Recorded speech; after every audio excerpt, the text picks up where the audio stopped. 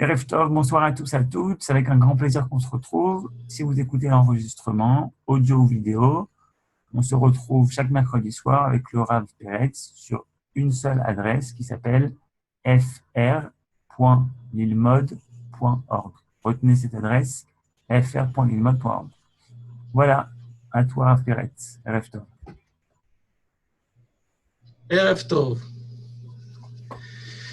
Je fais vite un petit résumé de ce que nous avons vu il y a 3 semaines plutôt, le cours avant Pessah. Nous avons vu que la définition ou l'approche la définition de l'approche de la Emouna selon Rabbi Yehuda Halevi est une approche de dévoilement collectif.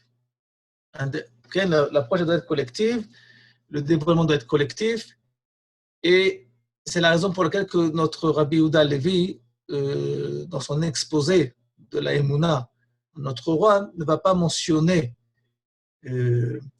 la création du monde pour la simple et unique raison que la création du monde ne peut pas provenir d'un témoignage de l'homme, vu que l'homme n'existait pas encore à la création du monde, puisqu'il a été le dernier élément de la création. Et donc, automatiquement, puisque cette émouna qui provient de la création est une émouna de déduction, et qui dit déduction ne dit pas, on va dire, validité absolue des choses. Nous n'avons pas affaire à un témoignage absolu, puisque nous n'existions pas à l'époque. Et c'est la raison pour laquelle que Rabbi Yehuda Halevi, avec notre roi des Khuzar, va essayer de l'amener à une équation, on va dire à un engagement absolu. Quelle est la direction, quelle est l'équation qui m'oblige, qui ne me laisse pas le choix que de valider l'existence de Dieu de Dieu, le dévoilement d'un Dieu sur terre. Et donc et tout cela, on a vu il y a 3 semaines que tout le temps, Rabbi Yehuda Halevi, ce que fait Rabbi Yehuda Halevi, c'est de ramener la Emouna à un vécu historique, collectif, à un vécu personnel. Et donc, Rabbi Yehuda Halevi, ici, va se faire interpeller par notre roi, qui va lui poser la question, s'il en est ainsi, votre émouna n'engage que vous-même, puisqu'elle parle d'un engagement collectif, une sorte de club fermé, donc elle n'engage que vous-même.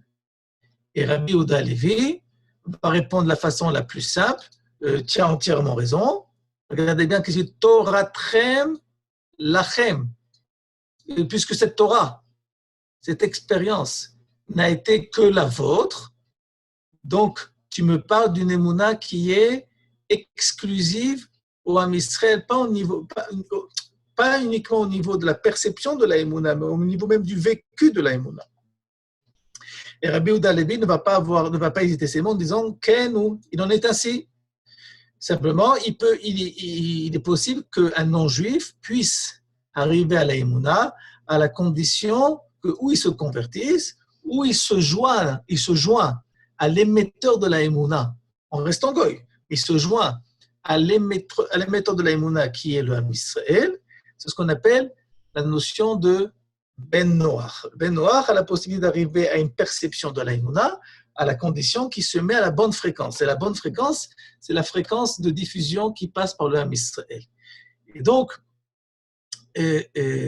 puisque la émouna ne passe que par le Ham Israël, et puisque le Ham Israël n'est né qu'à la sortie d'Égypte, donc la émouna ne peut être on va dire, jumelée qu'à la sortie d'Égypte. Et donc, là, ce qu'il faut comprendre, c'est qu'on a affaire à une révolution au niveau de la possibilité qui existe au genre humain d'arriver à la émouna. C'est une condition sine qua non qui est qu'il ne peut avoir d'émouna que s'il y a un émetteur, et cet émetteur est le Ham Israël. Et tant que le Ham Israël n'est pas né, donc la émouna n'est pas praticable. toute la révolution de Yetziat Mitzrayim, c'est la possibilité qui existe aussi bien pour l'homme Israël que pour l'humanité de se lier à la fréquence divine. Si on a compris cela, on va pouvoir essayer de comprendre une phrase que nous disons 3 fois par jour, qui est la fameuse phrase, le fameux pasuk de Shema Israël, Hashem Elokeinu, Hashem Echad. Ce qui veut dire que c'est la déclaration de la foi juive. Shema Israël, écoute ton Dieu, Hashem Elokeinu, ton Dieu, l'Éternel, notre Dieu est un. En 2 mots, ce qu'on essaie de dire dans cette phrase, c'est tout simplement que Dieu est un. Donc, on aurait pu du tout, si c'est l'unique conviction ou direction de ce slogan, de ce pasuk, okay, que Dieu est un, donc le pasuk aurait pu dire tout simplement Hashem Echad. Le pasuk n'a pas dit Hashem Echad, le pasuk n'a pas dit uniquement Hashem Echad. Le pasuk a dit Shema Israël, Hashem Elokeinu, Hashem Echad. Il y a beaucoup de rajouts dans ce pasuk pour dire une idée qui a priori est l'idée du monothéisme absolu qui est Hashem Echad. De là va en découler l'explication du Maharal de Prague dans son livre Netzach Israël, où il va continuer, si vous voulez, l'approche de la Emouna de Rabbi Yehuda Halevi en disant la chose suivante. Remarque bien qu'est-ce qu'il y a écrit. Le pasuk s'adresse à qui? Shema Israël. Et si le pasuk ne s'adresse pas à Israël, celui qui est intéressé à la Emouna, le pasuk, comme introduction, lui dit la chose suivante. Tu veux arriver à la Emouna? Shema Israël. Sache qu'il faut entendre ce qui se passe chez Israël. Donc, le Shema Israël est une introduction aussi bien pour l'homme Israël que pour les non-juifs, de savoir que la possibilité que nous avons d'arriver à la Emouna passe par le facteur national qui s'appelle Israël, Shema Israël. Et après cela, qu'est-ce qu'on nous dit? Hashem Elokeinu, l'Éternel, notre Dieu, est un. Mais l'Éternel, il est un même s'il n'est pas, il est un même s'il n'est pas notre Dieu. Le pasuk aurait dû dire Hashem Elohim, Hashem Echad. Que l'Éternel, Dieu, est un. C'est ce qui n'a pas été écrit dans le pasuk. Dans le pasuk, il a été écrit que l'Éternel, notre Dieu, est un. De là va dire le Maharal de Prague que le pasuk, c'est exactement ce qu'il a voulu dire. Que la possibilité qui existe de pouvoir saisir, de pouvoir rencontrer un Dieu unique, l'unité divine dans le monde, passe par le fait que Dieu s'est limité, on va dire, dans son dévoilement, à une adresse qui s'appelle Israël. Arriver au monothéisme sans le biais du Ham Israël, ou en éliminant le facteur Israël, ne peut jamais arriver au bon résultat. Par exemple, c'est ce qu'a essayé de faire la chrétienté, d'arriver à une notion de monothéisme en éliminant, en effaçant la station intermédiaire du dévoilement divin qui s'appelle Israël, puisque la chrétienté est basée sur son essence par l'annulation, l'élimination d'Israël. Et elle prétend que quoi? Qu'on peut arriver à un monothéisme universel. Et donc, elle contredit le pasuk. Le pasuk vient nous dire, selon le Maharal, et imprégné des enseignements de Rabbi Yehuda Halevi, que la condition sine qua non au monothéisme, à la possibilité d'être un homme monothéiste, d'avoir une approche de l'unité divine, ne passe uniquement que par cette station divine qui s'appelle le Ham Israël. Hashem Elokeinu, c'est parce que Dieu, il est notre Dieu, ok? C'est parce qu'il est notre Dieu qu'il existe la possibilité de quoi? De Hashem Echad, que Dieu est un. Et ça demande, ça se rattache encore une fois, excusez-moi, à la fameuse préface qu'on a dit, Shema Israël. Si tu te lis à la fréquence qui s'appelle Israël, qui a l'exclusivité du dévoilement de la fréquence divine, alors si on accepte on va dire les règles du jeu ou les règles du dévoilement de cette fréquence divine, alors on peut arriver à une notion de monothéisme. Tout essai d'approche monothéiste qui va écarter, éliminer, ignorer l'ambassadeur de l'unité divine dans le monde qui est le Ham Israël est voué à l'échec, est voué à un faux monothéisme, donc automatiquement à une sorte de service étranger qui s'appelle l'Avodah Zara. C'est la raison que si on comprend cela, si on a une approche telle que j'ai essayé d'expliquer maintenant, l'Avodah Zara n'est pas uniquement l'idolâtrie. L'Avodah Zara, c'est toute approche au sujet divin, à l'équation divine, qui est étrangère à une volonté divine. Et puisque la volonté divine a conditionné notre approche à l'acceptation absolue que le dévoilement de la fréquence divine ne se passe que par Israël, que par le facteur Israël, dès que je vais essayer d'arriver à ce résultat, mais en éliminant l'intermédiaire, donc ça va être, on va avoir affaire à une approche étrangère à la volonté de Dieu, donc automatiquement à une avoda zara, qui n'est pas forcément idolâtre, puisqu'on n'a pas affaire à des idoles, mais à une approche qui est étrangère aux définitions de l'approche divine que Dieu lui-même nous a fixée. Donc ce qu'il faut comprendre, c'est que selon Rabbi Yehuda Halevi, il y a une impossibilité au niveau de la nature de l'homme, d'être quelqu'un de monothéiste. Parce que le monothéisme est une contradiction de l'intellect. Parce que quand on voit la multiplicité qui existe dans notre monde, cette multiplicité peut tout simplement témoigner d'une multitude de forces. Et ces multitudes de forces peuvent tout simplement témoigner à des côtés divins différents de la création. Maintenant, pour arriver à l'idée du monothéisme, qu'il existe une force qui vient unir tout ce grand marché de forces, et on peut y arriver aussi bien par une déduction logique, comme on peut refuter cela par une autre déduction logique.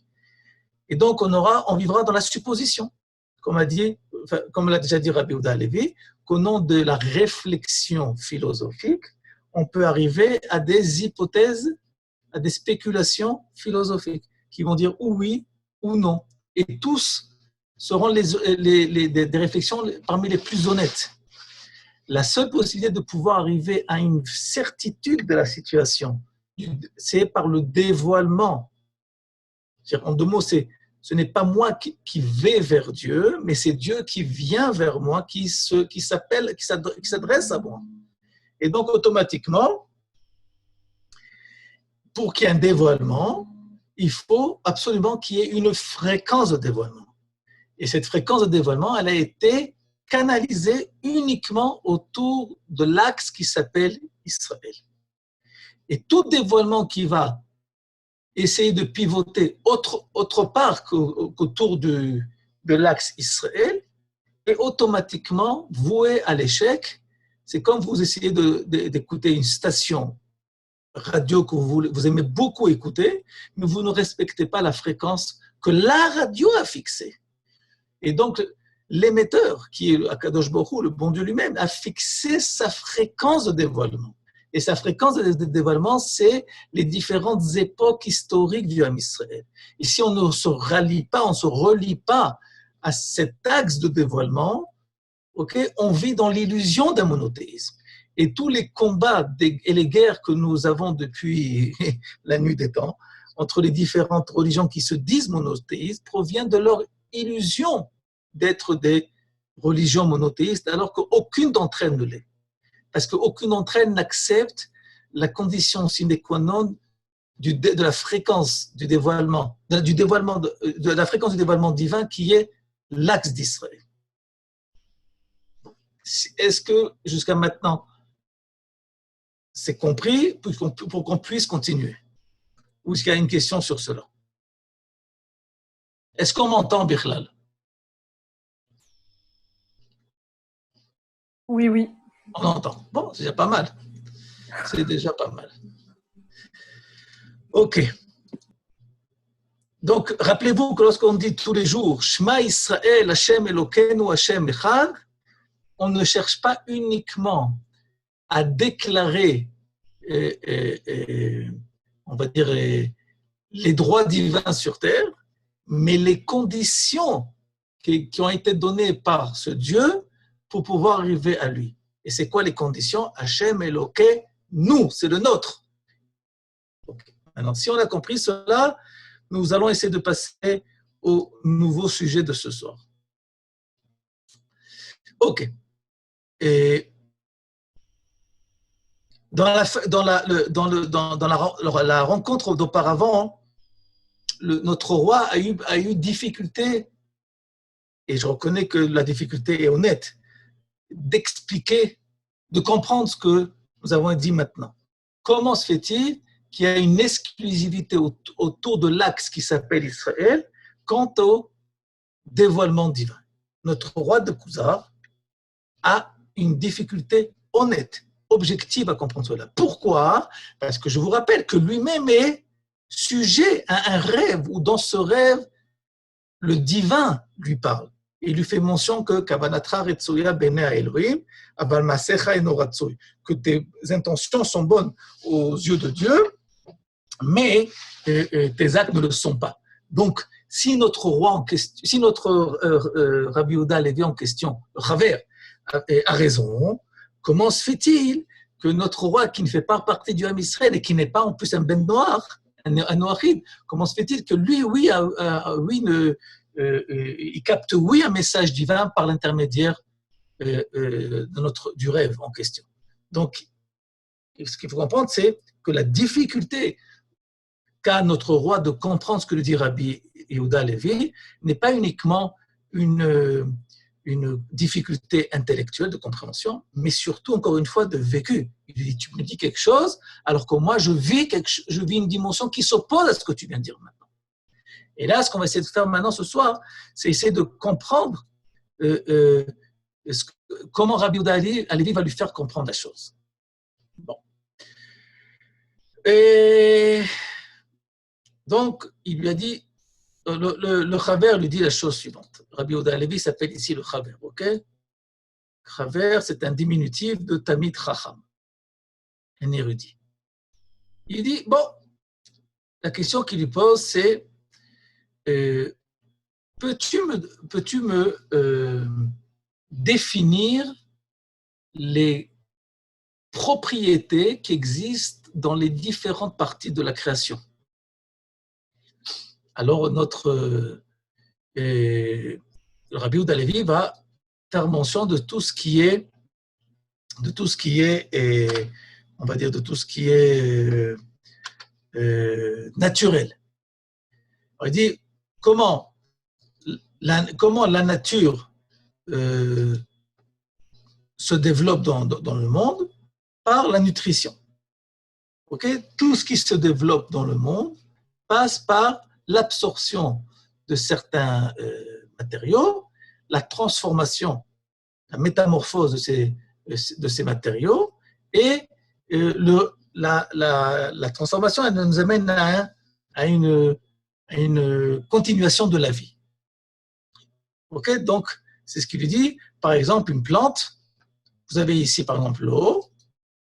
Maintenant, l'eau, quand vous allez la mettre, quand vous allez arroser une plante, donc automatiquement, cette plante, elle va transformer l'eau, cette plante va transformer l'eau en plante.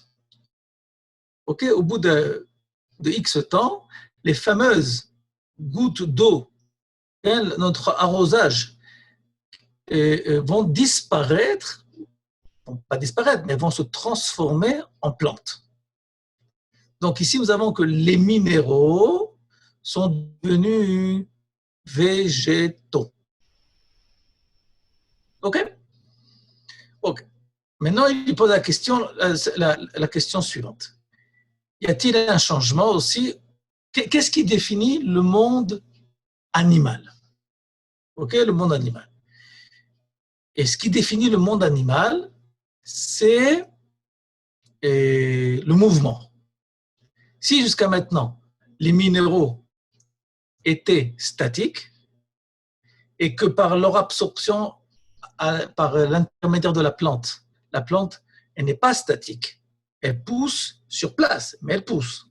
Ok, si Shalom, une plante, elle est statique, ça veut dire qu'elle est en train de faner, de mourir.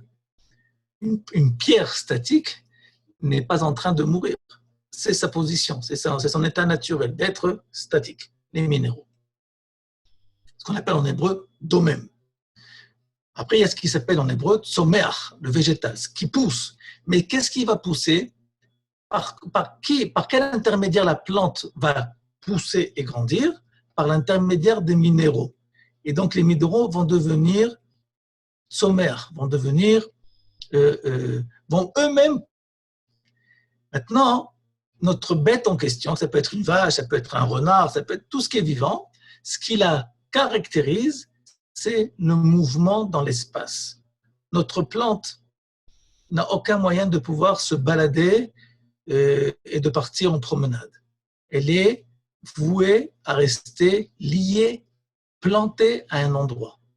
Au contraire, dès que je vais essayer de lui infliger un mouvement, si je la déracine, elle risque de mourir. Si je veux la respecter, je suis obligé de prendre en même temps que cette plante, autour des racines, je vais devoir prendre la terre qui va lui permettre de pouvoir tenir le coup jusqu'à qu'on la plante à nouveau. Ce qui n'est pas le cas pour le genre animal. Le genre animal peut véhiculer dans l'espace, ok, et sans pour cela perdre sa vie. Mais regardez bien ce qui se passe. C'est que notre monde animal, va nous dire Rabbi Yehuda Halevi, a la propriété de pouvoir se déplacer dans l'espace, mais à l'unique condition qu'il va se nourrir de plantes et que cette plante a absorbé des minéraux. Et donc, ce qui va se passer, c'est que grâce à notre animal, nous allons avoir des minéraux qui se sont transformés en végétal, qui se sont transformés en animal, et tout ça va être en mouvement.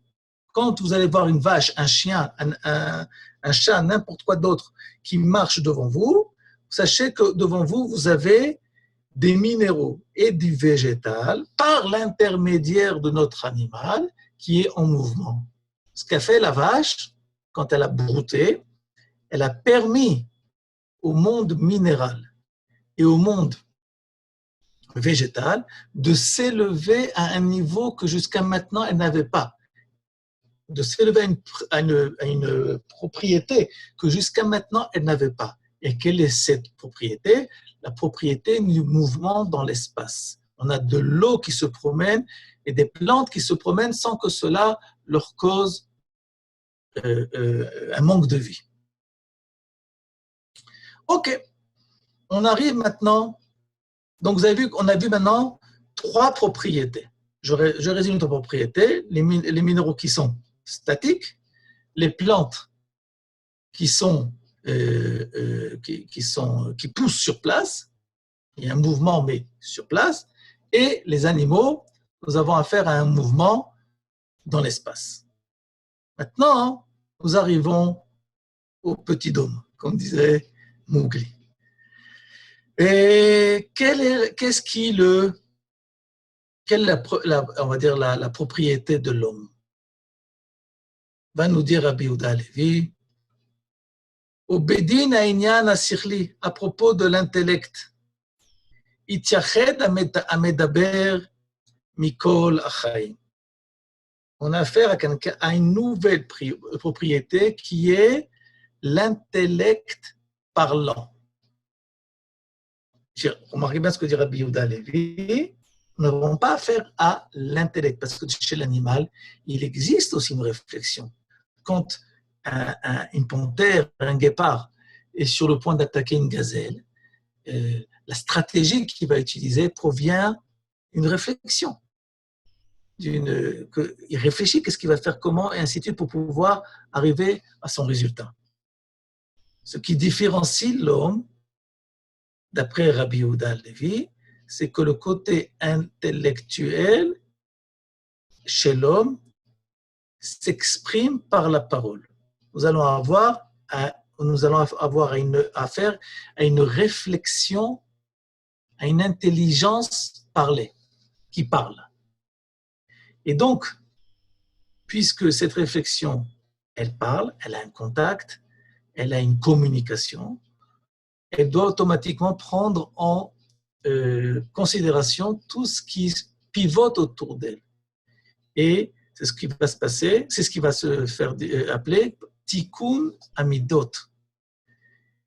Il va avoir un besoin de l'homme de pouvoir, puisqu'il a un besoin de pouvoir s'améliorer, pour pouvoir améliorer ses conditions de vie, aussi bien individuelles que collectives. Ok? L'homme va devoir avoir des débats, il va devoir débattre sur comment arranger, améliorer ses conditions de vie aussi bien au niveau individuel, en quoi je dérange, en quoi tu me déranges, en quoi je dois prendre position positive pour toi, en quoi je dois prendre en considération ce que je fais, en quoi je dois prendre en considération ce que tu fais, ce que je fais, ainsi de suite. Et après, au niveau de l'organisation collective, l'organisation de vivre autour d'un royaume, d'un État, d'un groupe, d'un collectif, tout cela demande une réflexion, toute la philosophie de quel est le système politique adéquat ou optimal. Est-ce que c'est le communisme? Est-ce que c'est la monarchie? Est-ce que c'est la démocratie? On sait que tous les 100, 200, 300 ans, il y a une révision de tout cela, mais tout cela provient d'une réflexion politique. Et la réflexion politique provient d'un débat qui existe au sein des communautés de l'homme. Et maintenant, qu'est-ce qui va se passer? Nous reprenons notre petite, j'appelle ça tout le temps Khadgadia, puisqu'on est à 3 semaines de Pessah, nous allons avoir affaire à ce que notre petit homme, qui a mangé de la vache, qui a consommé, la vache qui a consommé de l'herbe, et cette herbe qui a absorbé des minéraux, tout ça maintenant, vous allez avoir des minéraux, de l'herbe, de la vache, qui vont être consommés et digérés par l'homme. Et au bout de 3, 4, 5, 6 heures, ces 3 autres dimensions vont devenir hommes. Donc, automatiquement, vont devenir pensée, réflexion, débattue, parler. Donc, c'est pour ça qu'il peut y avoir on va dire que la réflexion, elle est aussi bien de l'individu, aussi bien que la notion du Parlement, des intérêts politiques. Et donc, maintenant, nous allons poser la question que Rabbi Yehuda Halevi lui-même a posée. Y a-t-il une 5e étape après les minéraux, les végétaux, le monde animal, l'homme, aussi bien au niveau individuel qu'au niveau collectif? Peut-il avoir, ou y a-t-il une autre dimension qui va élever, transformer, métamorphoser toute notre création depuis les minéraux jusqu'à notre homme en question? Donc, je vous propose d'essayer de, maintenant, puisqu'on a dit que Rabbi Yehuda Halevi, par ses questions, nous interpelle de façon individuelle, la question que je vous pose, est-ce que vous avez peut-être une idée de qu'est-ce que peut être la prochaine étape? Est-ce que quelqu'un a une idée de la prochaine étape? Israël. Je suis bien prêt à écouter, mais il faut parler plus fort. Le Ham Israël. Comment vous êtes arrivé à cette équation assez bizarre? Par vos différents cours. C'est, comment on appelle ça? C'est de l'orgueil national bien placé. Bon, mais si on essaie pour l'instant de réfléchir de façon, on va dire, je suis certain que c'est à quelqu'un qui réfléchit, on va dire normalement, parce qu'on va se rendre compte que parfois on réfléchit de façon anormale par rapport à la norme humaine. Ok, personne n'aurait pensé à ce résultat de dire le Ham Israël. C'est la raison pour laquelle avant que peut-être quelqu'un d'autre qui veut proposer une autre réponse. Pas tous à la fois parce que on risque d'être débordé. Pourquoi vous avez tous le micro fermé? Nous ne sommes pas dans les années 30 où les films sont muets.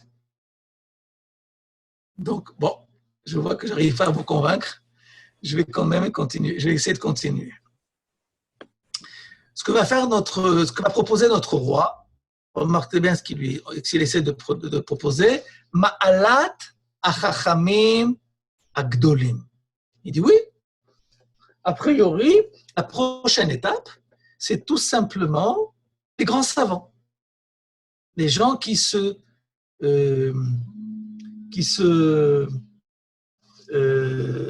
dénotent par leur splendeur intellectuelle. Il y a des gens qui dénotent. Einstein, les grands philosophes, Descartes, Montesquieu, Freud dans la psychologie, toutes ces grandes personnes qui ont fait Newton dans la science, des gens qui ont révolutionné l'humanité pour tous les temps. Donc, a priori, ces gens-là ne font pas partie du genre humain commun. Écoutez bien ce que Rabbi Yehuda Levi va répondre à notre roi.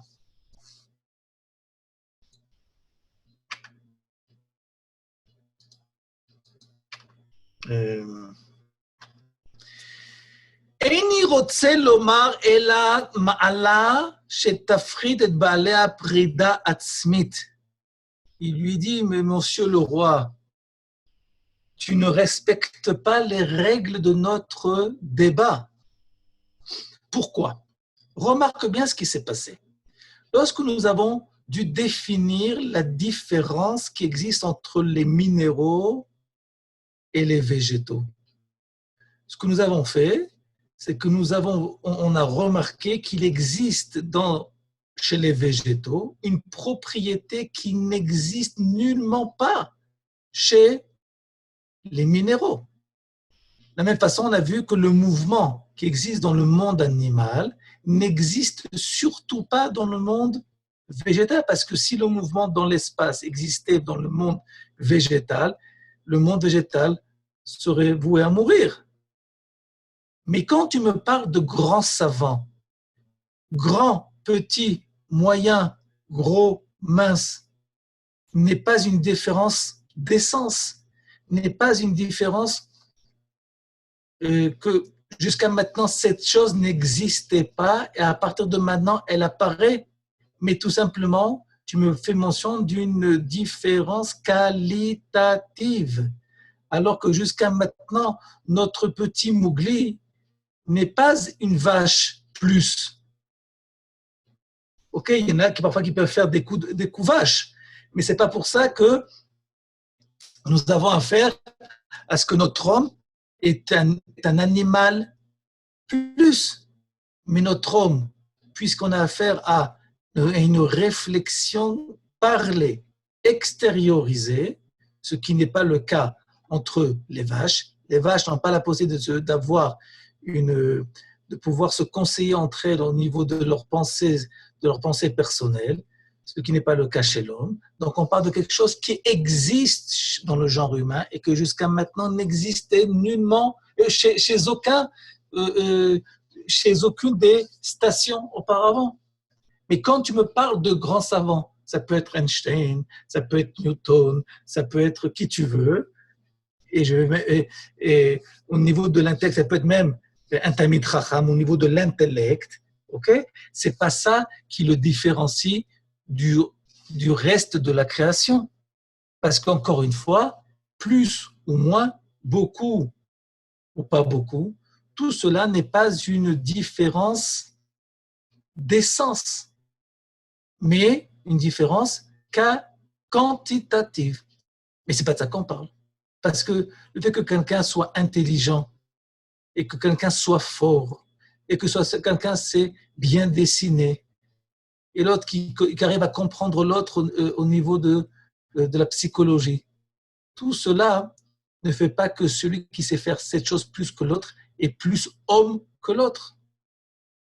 Ce n'est pas ça qui le rend plus homme que l'autre. Simplement, il a un développement supplémentaire d'une des qualités humaines qui, chez lui, s'exprime beaucoup plus.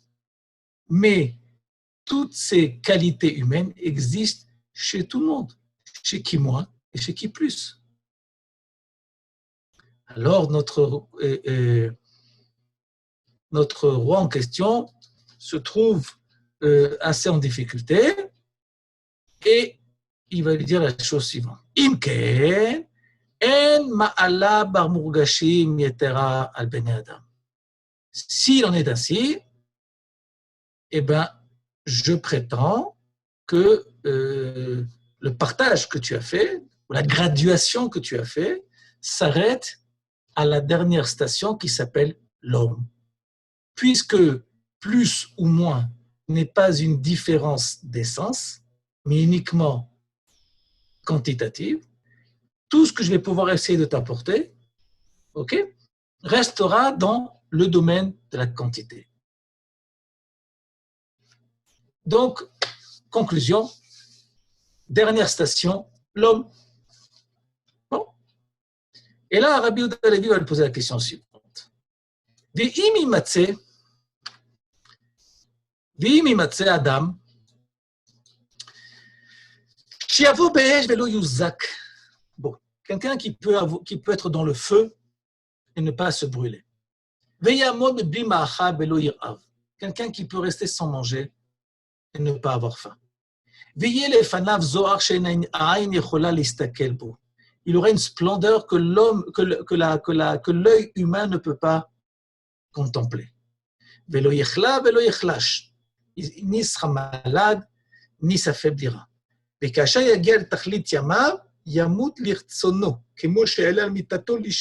il va arriver à la fin de sa vie, il va mourir de façon, on va dire, pas voulu, mais de façon commandée. Comme quelqu'un va dormir le soir. Quand quelqu'un va dormir le soir, il n'est pas tellement inquiet de ce qui va se passer. Il sait que demain matin, il est censé se relever. Okay? Quelqu'un qui, si on a affaire à quelqu'un qui sait que même si demain matin, il ne se relève pas, mais il sait pertinemment que ce qui va se passer après, c'est mieux pour lui.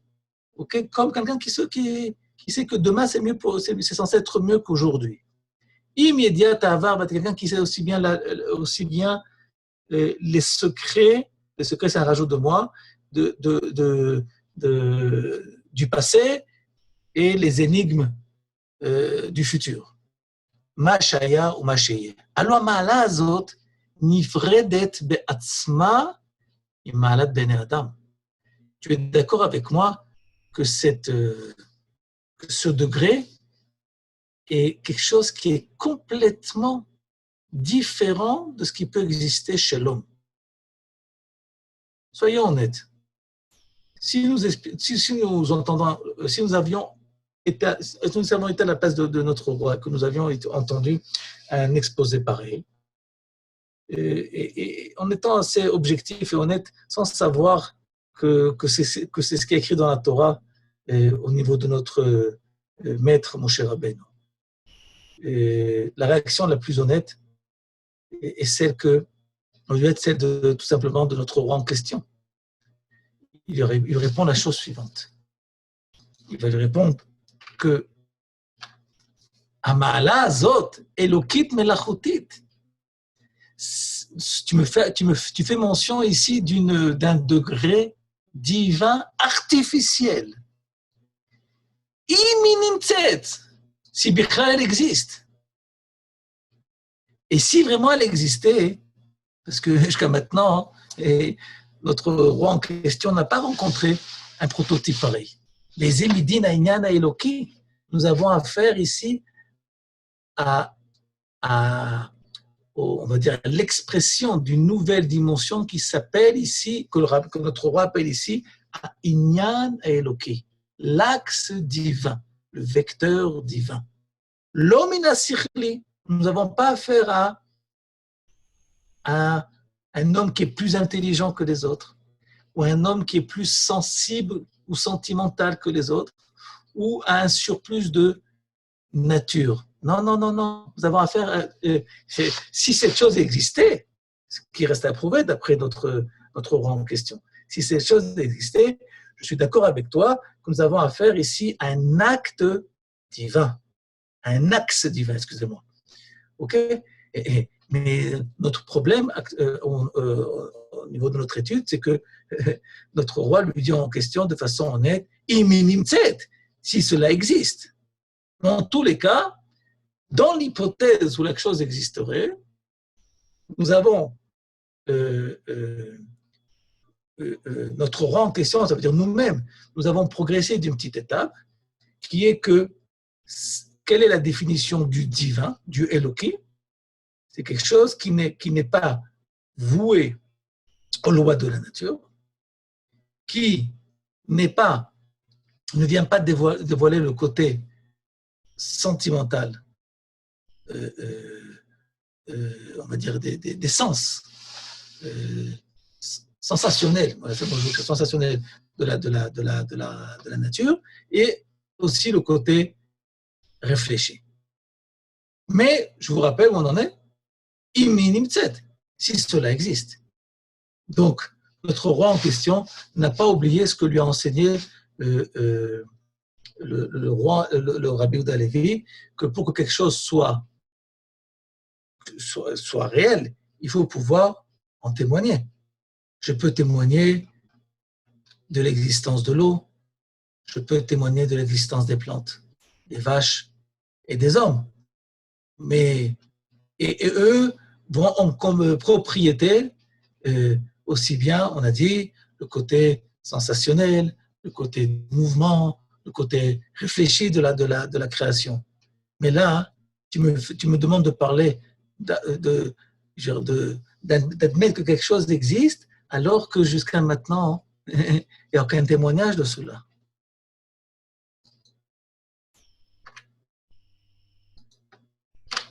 Ok. Y a-t-il des questions jusqu'à maintenant avant que nous continuions?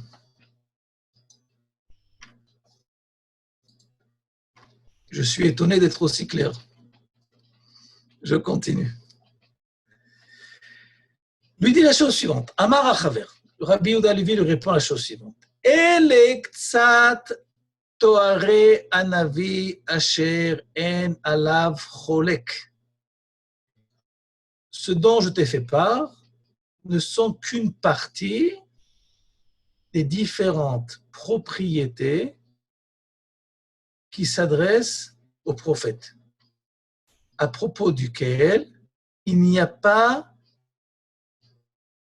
de discussion est-ce que le prophète a existé ou pas. Pourquoi? Asher nira le Ammon. Ok? La prophétie, c'est quelque chose qui a été une expérience collective, non seulement au sein du Ham Israël, mais au niveau même des nations du monde. Je vous rappelle que Malkat Shva, la reine de Saba, elle est en contact avec Shlomo HaMelech, pas parce que Shlomo HaMelech était un gentleman. Elle était en contact avec lui parce que la seule possibilité de pouvoir recevoir des messages divins et de capter ces messages divins ne passe que par le peuple de la prophétie, dont le roi de peuple de la prophétie à l'époque, Shlomo HaMelech. Et à Itrabrut, Advar, Itrabrut, et Adar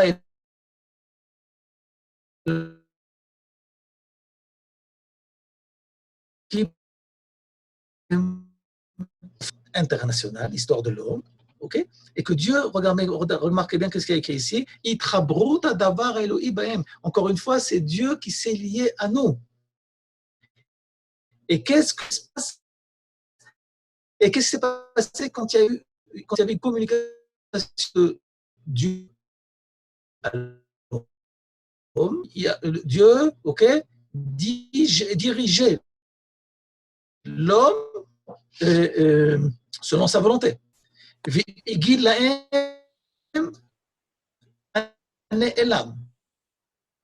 Alors, moi, j'ai une question là. Je finis la phrase. La phrase. Je suis très content que je finis la phrase.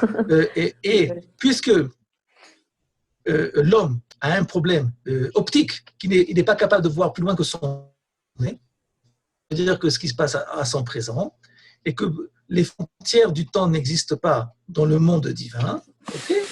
Et donc Dieu a dévoilé à ceux qui se sont, Dieu a dévoilé à ceux de se lier, qu'est-ce qu'elle est leur arrivée. C'est comme si quelqu'un, un papa ou une maman, ils expliquent à leur enfant de 2 ans qu'un jour, ils vont savoir lire et écrire. L'enfant, quand il va voir que papa et maman, ils savent lui dire qu'est-ce qui va se passer quand il va avoir 6 ans, ils vont dire, mais c'est un prophète, papa et maman que j'ai. Non, c'est que tout simplement, puisque c'est vrai que papa et maman, ils ont l'impression, aux yeux de l'enfant, c'est un prophète.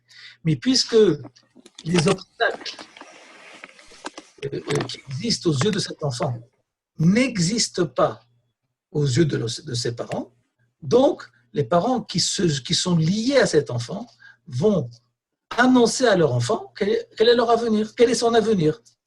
Veodia, ça c'est au niveau de l'avenir. 3e chose, et après je te laisse parler, Bithia, si je ne me trompe pas, c'est toi qui as parlé. Ouais. Veodia, echaya chidush haolam, il aura aussi rétroactivement expliqué, raconté, transmis ce qui s'est passé avant même la création de l'homme et avant même l'apparition du Ham Israël.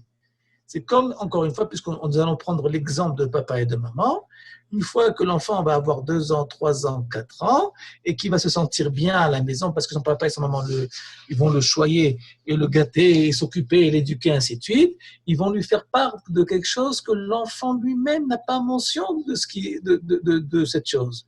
Tout simplement de sa création par son papa et sa maman et de sa naissance. Parce qu'un enfant, il a l'impression qu'il a toujours été ici. Donc, son papa et sa maman, par le fait que, par le lien qu'ils ont au présent avec leur enfant, vont leur expliquer ce qui les attend et vont leur expliquer aussi leur origine à propos desquelles ils n'ont aucune idée. Avant que je continue, la parole est à toi, Bithia. Merci. En fait, j'ai une question par rapport au Navi, justement. Si vous avez dit au Navi, oui. Si vous avez dit que les messages divins ne viennent que à travers le vecteur Israël, vous êtes d'accord qu'il y a eu des Navis qui étaient non-juifs, il y a des prophètes non-juifs. Il y a des personnes non-juives qui avaient le don justement de voir des choses dans les étoiles et tout ça. Donc comment ça se fait que déjà à travers ça, la première chose que vous avez dit, que c'est à travers le vecteur Israël que les messages divins passaient. Et en deuxième aussi, vous avez dit, c'est Hachem qui décide, qui manie, genre, qui conduit. C'est selon sa volonté qu'il y aura les messages divins qui seront transmis. Donc comment ça se fait que sa volonté, ça serait aussi de donner... sa volonté, c'est un peu contraire à ce que vous avez dit, alors que ça passe par le vecteur Israël. Si ce n'est pas des gens du Ham Israël qui ont tu m'as posé la même question sous 2 angles différents, si j'ai bien compris. Voilà, en fait, ouais, c'est la même question, mais avec il y a 2 angles. D'abord, on va parler au niveau technique. Tu en connais beaucoup des prophètes non-juifs? J'en connais pas beaucoup, mais il y en a eu dans l'histoire. Donne-moi John, et à part ça, donne-moi leur nom. Je connais pas très bien l'histoire juive, mais je me rappelle. On a notre fameux Bilam. Voilà, il y a eu Bilam, et il n'y en a pas eu d'autres. Et tous ceux qui voyaient dans les étoiles, ou je sais pas quoi, monsieur en Égypte. Ça, c'est des trafiquants. Ça, c'est pas des prophètes. Ça, c'est des trafiquants en divinité qui te font croire qu'ils sont des prophètes alors qu'ils te font voir les étoiles. Ça, c'est pas la prophétie. La prophétie, c'est d'avoir... Bilam, c'était un prophète. Prophète, Voilà, parce Bilal, qu'il par pose un exemple. message bien précis, quoi dire, comment dire et quoi faire. Maintenant, il y a un autre prophète qui est pas très connu en étant un prophète problématique au niveau de son identité, qui est tout simplement Ovadia. Ovadia, selon une des traditions juives, était converti au judaïsme. Et selon Rabbi Yehuda Halevi, un converti ne peut pas être prophète. On ne le voit pas ici, c'est dans un autre écrit. Okay? Selon Rabbi Yehuda Halevi, un converti ne peut être ni prophète ni roi. Pour être prophète ou roi selon Rabbi Yehuda Halevi, il faut être né d'une maman juive, même si elle s'est convertie. Mais il faut être né juif. Maintenant, au niveau d'Ovadia Navi, le prophète Ovadia, Rabbi Yehuda Halevi va répondre la façon la plus simple, puisque c'est une marloquette, est-ce que savoir si Ovadia était converti ou pas. Il dit, moi je dis qu'Ovadia n'était pas converti. La preuve, c'est qu'il a reçu une prophétie. Bon, maintenant, Bilam, c'est l'énigme. Bon, sur ce, il y a deux réponses possibles. Premièrement, il y a ce qui s'appelle l'exception à la règle. C'est qui veut dire quoi l'exception à la règle? Ce qui veut dire c'est l'exception qui va nous montrer pas qu'un goy peut être prophète. Mais qu'est-ce qui se passe si la possibilité d'être prophète? Qu'est-ce qui s'est passé là? Je m'entends en écho. Ah, pardon. Il y a quelque chose à dire? Allô? Oui, désolé, excuse-moi, c'est l'écouteur. Okay. Désolé. C'est l'exception à la règle que la Torah nous fait mention pour nous montrer que qu'est-ce qui se passe si la technique de la prophétie est donnée à un goy en absence des qualités humaines, divines qui correspondent, qui précèdent la prophétie. Être prophète ne provient pas de la possibilité technique de pouvoir dévoiler la fréquence divine. Le côté technique. Je suis un technicien de la communication divine. Non. La prophétie est le résultat d'une identité sur laquelle j'ai travaillé, et ce travail, ce labeur, ces efforts m'amènent à une prophétie. Et lorsque la prophétie, elle peut exister au niveau technique, mais sans avoir été pour cela précédée aux qualités humaines qui correspondent à la prophétie, qui sont les qualités du Ham Israël, elles peuvent amener à une catastrophe comme il a été le cas, ou comme on a évité le cas, par l'intermédiaire de Bilam. Ce qui veut dire que la prophétie est une arme divine. Je reprends. La prophétie est un don divin qui, si elle est mal utilisée, elle peut être destructrice. Et actuellement, nous avons un exemple flagrant de ce que j'essaie d'expliquer maintenant. La science de l'atome. Si à cette étude de cette science précèdent les qualités humaines, alors l'étude et l'utilisation de la science atomique va nous permettre d'améliorer les conditions de vie de l'homme. Les radios, les MRI, et ainsi de suite. Mais si, chas v'shalom, je sais utiliser techniquement parlant la science atomique, mais je n'ai pas une personnalité, je n'ai pas une personnalité qui correspond à l'ampleur de cette science, alors je peux amener une destruction à le monde, la bombe atomique, et menacer du matin au soir tout le monde de la bombe atomique. Et c'est valable pour chaque don que Dieu donne à l'homme. Et la prophétie n'est pas la solution à tout. Puisque si elle avait été solution à tout, elle aurait depuis longtemps dû résoudre tous les problèmes de l'humanité. Et pour que la prophétie puisse résoudre, il faut qu'elle passe aussi, qu'elle soit façonnée, captée et façonnée par le libre arbitre de l'homme. Mais ce qu'a voulu nous montrer la Torah par Bilam, c'est tout un exemple d'un film qui a existé il y a 30-40 ans en arrière, La planète des singes. C'est quoi la planète des singes? Qu'est-ce qui se passe si les singes prennent le dessus sur le genre humain? Quelle planète, dans quelle atmosphère, dans quelle planète nous allons vivre? Nous allons vivre dans la planète des singes. Il est ressorti il n'y a pas longtemps. J'ai pas compris. Il est ressorti aussi il n'y a pas longtemps, donc il est récent. Ils sont ressortis de la nouvelle version. Voilà. C'est la suite ou c'est autre chose? Non, le même, mais en nouvelle génération, quoi. Mais le message reste le même. Voilà. Et donc, lorsque la prophétie est entre les mains du genre humain, made in Bilam, on peut arriver à la même catastrophe que la planète des singes. Ok? C'est parce que lorsque quelqu'un s'exprime par une force, par des propriétés qui ne correspondent pas à une préparation personnelle au niveau de son identité, alors il y a une déphase entre ce qu'il est et ce qu'il essaye d'être. Et cette déphase arrive automatiquement à une catastrophe. La planète des singes. Et c'est la raison pour laquelle la Torah a fait une exception à Bilam pour nous montrer de quoi on parle. Regardez bien qu'est-ce qui se passe. Une fois Dieu a donné la prophétie à un goy, au lieu d'essayer d'améliorer, au lieu d'essayer d'appliquer le beu-à-bas de la prophétie, qui comme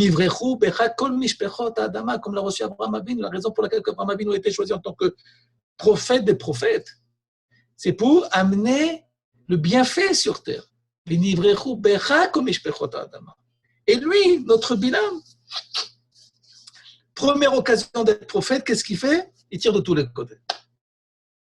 À tel point que, on n'a pas tellement le temps maintenant de soir d'expliquer, mais que le parallèle que va nous faire Rashi dans Parashat Balak, au niveau de ce que fait Bilam, est tout le temps en parallèle d'Abraham. Ok? Les deux vont atteler leur âne. Abraham l'a fait, lui aussi l'a fait. Mais ce qui se passe, c'est que techniquement, tout le monde est capable de monter sur un âne pour repartir en mission. Mais quelle est la finalité de cela? La finalité, elle provient de l'origine de qu'est-ce que je suis. Et la prophétie, le résultat positif, le bienfait de la prophétie ne provient pas de la prophétie en elle-même, mais provient de celui qui a la propriété naturelle d'être prophète. Et donc, pour mieux comprendre, je donne un autre exemple. Le Rav Kook nous a enseigné à plusieurs endroits qu'il y a eu des goïms qui ont réussi à s'élever au niveau de leur vie personnelle. Ils ont été des gens particulièrement différents de la masse. Mais il remarque ce qui se passe. À chaque fois qu'un goï essaye de s'améliorer au niveau de sa personnalité quant à la relation divine, il est obligé de...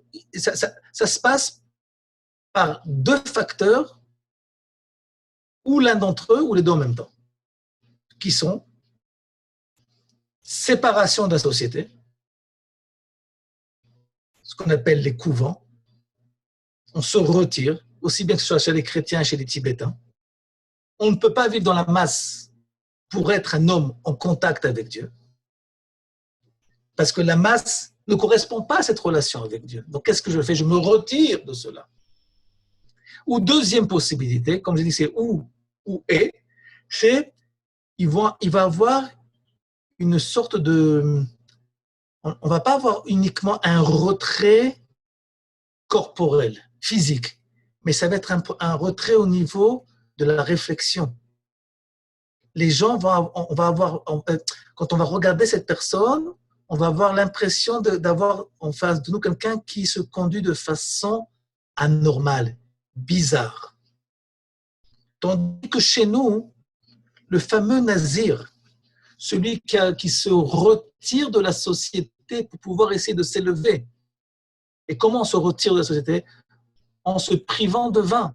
Parce que la boisson, c'est ce qui permet de se relier à autrui. Cette personne qui va, oui, s'élever. La Torah, elle reconnaît qu'il peut avoir une progression d'une telle façon. Et puisque cette élévation, elle provient de quoi? D'un retrait. La Torah elle ordonne qu'à la fin de ce nézira, de la néziro de cette personne devra apporter un korban khatat, un sacrifice de faute. Pourquoi? Parce que se retirer ne correspond pas à l'identité d'origine du Ham Israël, qu'un juif, un ben Israël est censé s'élever par le biais opposé, de ne pas l'ifroche minatsibo, de ne pas se séparer de la collectivité. Et quelqu'un qui a dû malheureusement se séparer pour pouvoir s'élever, la Torah respecte cet handicap, mais n'en fait pas un idéal. Et chaque fois que nous avons à voir des gens qui vont se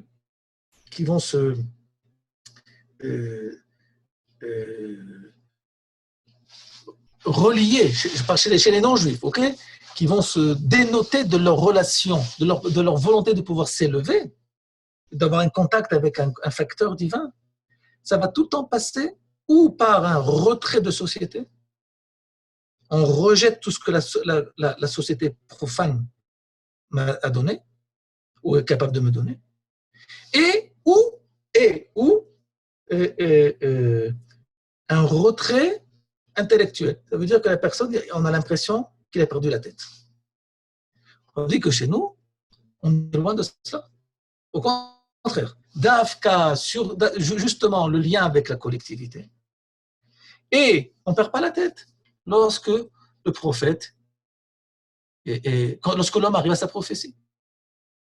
Lorsque Moshe Rabbeinu voit Eldad ou Medad, les deux derniers prophètes qui restent des 70 prophètes qui étaient à l'époque de Moshe Rabbeinu, les gens ne comprenaient pas comment c'est possible qu'ils ont continué les prolongations de la prophétie. Et Moshe Rabbeinu donne un shiur d'Emouna. Il dit, mais c'est exactement la situation optimale qui est censée exister au sein du Ham Israël. Que tout le monde soit prophète. Je ne suis pas censé être le seul et unique prophète. Je suis censé être, dit Moshe Rabbeinu, être un exemple de ce que chacun peut être, un prophète. Un juif ne doit pas être uniquement Oved Hashem. Il doit s'efforcer à devenir. Il y en a qui arrivent, il y en a qui n'arrivent pas. Mais ce qu'il faut comprendre, c'est que je ne peux m'efforcer de quelque chose que si cette chose existe en moi en tant que nature. Je ne peux pousser que si je suis une plante. Pas parce que je pousse, je suis une plante. Non, c'est parce que je suis une plante que je pousse. C'est pas parce que je me dirige dans l'espace que je suis un animal. Non, c'est parce que je suis un animal que je me dirige dans l'espace. Ce n'est pas parce que je parle que je suis un homme, c'est parce que je suis un homme que je parle. Parce que si Chas v'Shalom, l'équation elle est inverse, alors on connaît des gens qui à peine 70 ans, 75 ans en arrière, tout ce qui ne parlait pas ou tout ce qui ne se comportait pas comme homme n'était pas défini comme eux par homme, comme homme. Donc ils ont essayé de les éliminer. Et donc, ce qu'il faut comprendre, c'est que la possibilité de pouvoir s'exprimer, elle provient de l'identité première qui s'appelle homme. Et donc, la possibilité d'être prophète provient de l'identité première qui s'appelle Israël. Et cette notion, c'est pas qu'Israël est un homme plus, c'est que la notion d'Israël qu'il faut comprendre.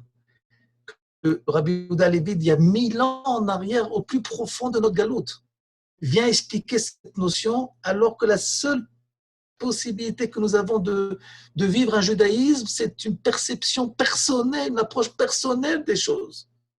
C'est quoi, chez la plupart des gens, c'est quoi un juif?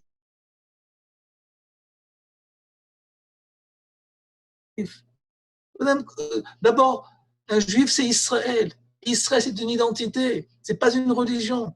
Israël, c'est la possibilité, ce sont les propriétés requises pour être prophète.